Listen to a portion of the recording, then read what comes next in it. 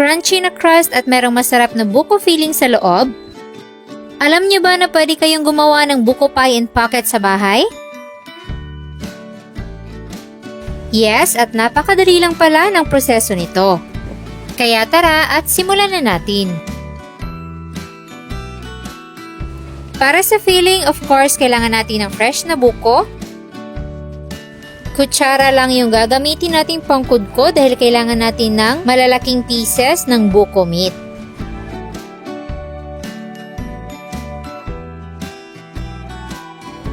Kailangan din natin ng isang egg yolk, lagay lang sa pot or sa kawali, 1 cup ng kakang gata or pure gata,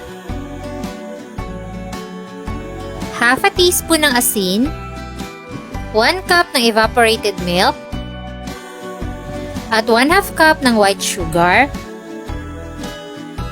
Mix lang muna natin to hanggang sa ma-dissolve yung asukal.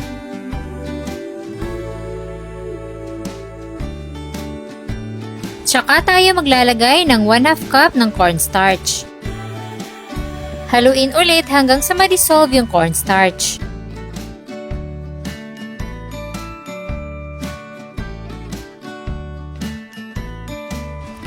Kapag okay na, isalang na natin yan sa medium-low heat. Continuous lang ang paghahalo hanggang sa magsimula ng mag-curdle yung ating mixture. Kapag ganito na yung itsura niya, lutuin pa natin ng mga 2 to 3 minutes hanggang sa maging smooth yung kanyang texture. Gaya na lang nito. Then, pwede na ihalo yung ating buko meat.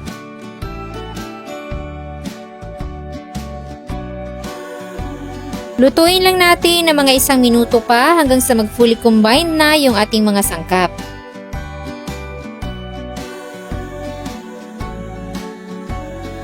Then, i-transfer lang sa isang lalagyanan at ilagay sa ref hanggang sa mag-completely cool down.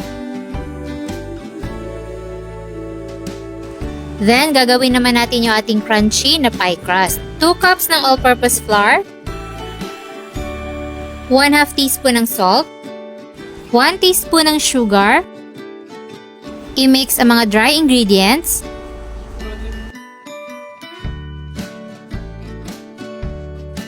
then ihalo ang 1/2 cup ng butter. Hahatiin nyo lang yung isang bloke at kailangan yung cold na butter. Haluin lang natin ng mabuti at durugin yung ating mga cold butter. Kapag ganito na ang itsura niya, maglalagay na tayo ng 1/3 cup ng tubig. Hahaluin natin ulit at this time gagawa na tayo ng dough.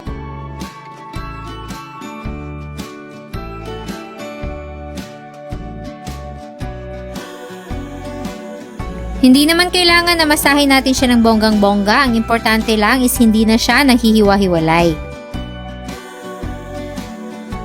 Yung ganito is okay na. Ibalot lang natin siya sa cling wrap. At ilagay sa ref for 30 minutes. After 30 minutes, hatiin natin sa dalawa yung ating dough at i-divide ang each half sa 4 pieces. Large size na yung magagawa nating pie packets nito. Then, gamit ang rolling pin, i-flatten lang natin. Okay lang kahit hindi even yung kanyang sides kasi pwede naman natin yung putulin mamaya. Then, ilagay na natin yung ating buko filling. Fold lang natin to close and then i-seal gamit ang tinidor.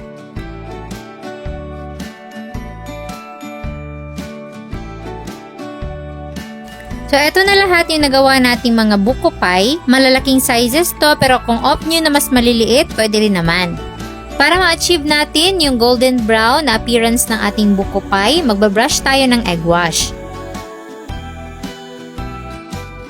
And ready na tayo for cooking. I-deep fry lang sa mainit na mantika, medium heat, hanggang sa meron ng golden brown yung kanyang sides.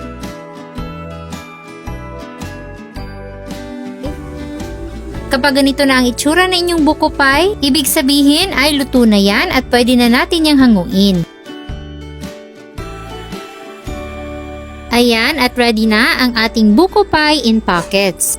Check natin kung gaano ka-crunchy yung ating crust.